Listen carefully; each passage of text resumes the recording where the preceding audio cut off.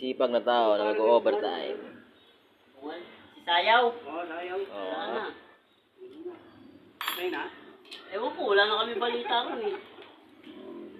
Ang malupit na electrician. At tatubero. Tabul. Tingin ang mukha!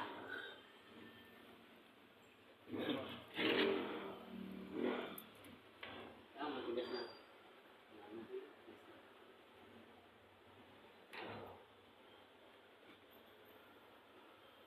Ano, matatapos pa ba yan? Tapos na to.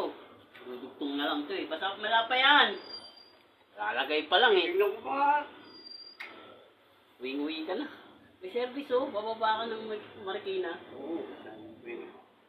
Alam mo na. Ano magdadrive? Naiwan ko nga sa malingan eh. Pagpasok ko kasi commute. Nasa